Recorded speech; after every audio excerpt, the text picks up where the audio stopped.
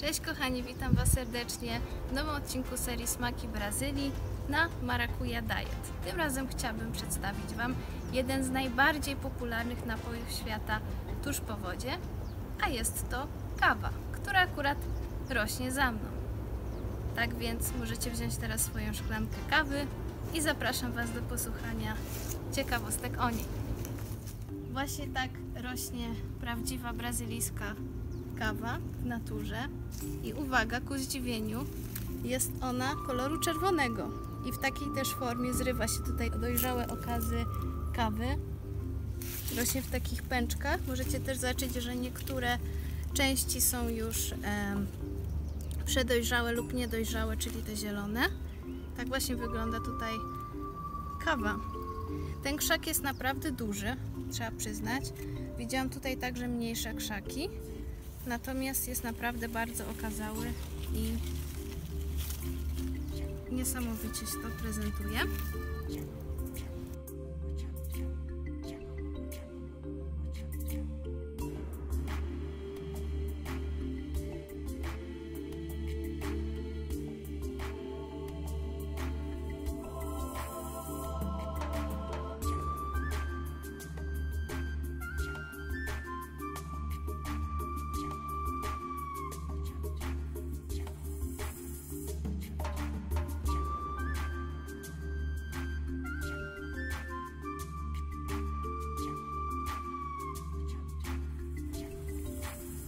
Tak właśnie prezentują się świeżo zebrane nasionka kawy, a otwiera się bardzo prosto. Wystarczy nacisnąć mocniej i wychodzą z niej te ziarenka kawy, które już znamy. Ponieważ są one wykorzystywane już bezpośrednio do robienia kawy. Natomiast całość jest to owoc kawy i jest to nic innego jak miąższ ze skórką. W produkcyjnych warunkach jest to część, która po prostu jest usuwana i następnie odzyskiwane części kawy, czyli już nasionka, są po prostu suszone i palone. Jeśli chodzi o ich strukturę, to są właśnie bardzo wilgotne i takie śliskie w dotyku. I teraz tutaj dla porównania możecie sobie zobaczyć, jak wyglądają prawdziwe już zmielone nasionka kawy. Jest naprawdę różnica i nie tylko w wyglądzie, ale także przede wszystkim jest ona widoczna w strukturze.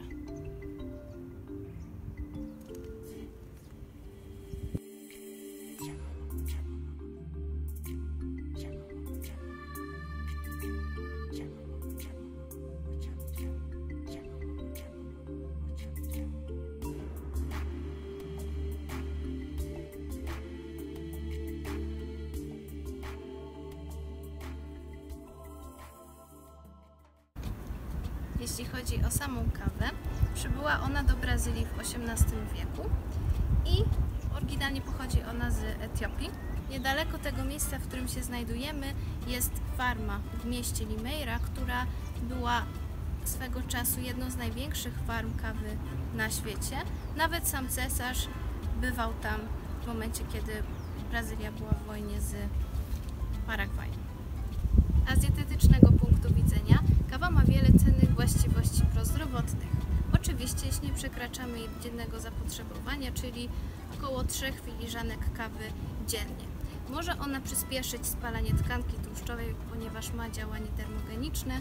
Bogata jest także w witaminy, w tym witaminy B5, B2. oraz różne mikroelementy, np. potas lub mangan czy magnez. Może ona także regularnie spożywana zmniejszyć ryzyko zachorowania na choroby serca, na chorobę Alzheimera czy też Parkinsona. Kawa ma wiele cennych właściwości, a jej zawartość kofeiny może także pomóc nam w momencie, kiedy mamy duży wysiłek fizyczny. Polecane jest także picie kawy przed wysiłkiem fizycznym, ponieważ zwiększa to intensywność naszego wysiłku i dzięki temu spalamy więcej tkanki tłuszczowej. Znając okazję, że koło nas znajduje się drzewo kawowca, chciałabym Was zaprosić na brazylijską kawę. A właściwie, czy kawa w Brazylii jest popularna? Otóż jak najbardziej. Nawet w wielu sklepach możemy znaleźć darmowe stoiska z kawą, którą można się napić dowolnie, kiedy się tylko chce. A jak Brazylijczycy właściwie spożywają kawę?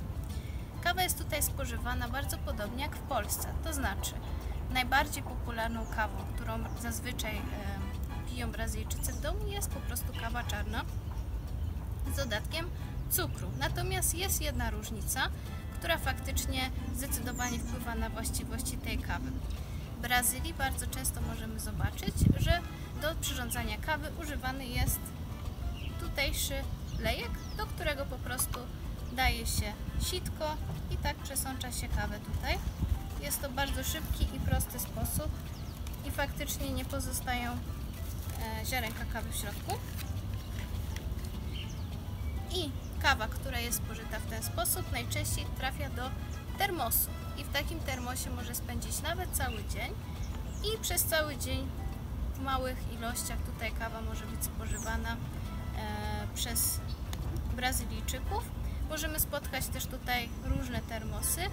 Bardzo często są one z tak zwaną pompką i zaraz tutaj Wam pokażę, w jaki sposób to działa. Więc zabierzmy się za przyrządzanie kawy.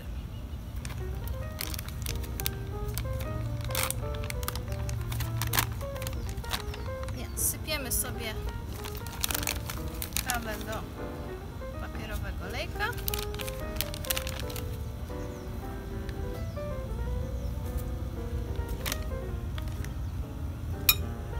I zalewamy tą kawę wodą.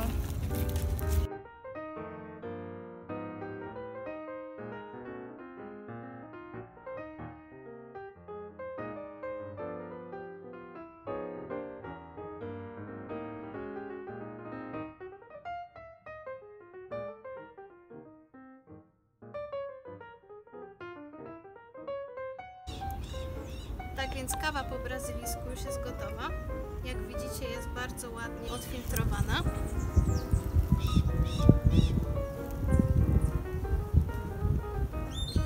I prezentuje się naprawdę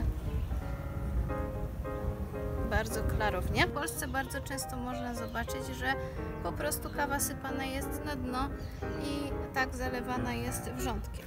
Co możecie tutaj sobie w tym momencie porównać.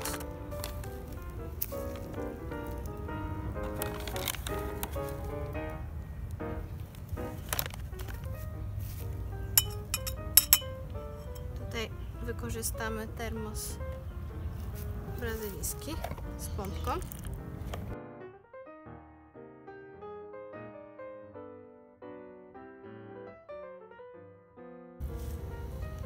Tak. Możecie teraz sobie porównać, jak różnią się między sobą te warianty, które można spotkać w Polsce i w Brazylii. Jeśli chodzi o smak, powiedziałabym, że jest różnica w smaku.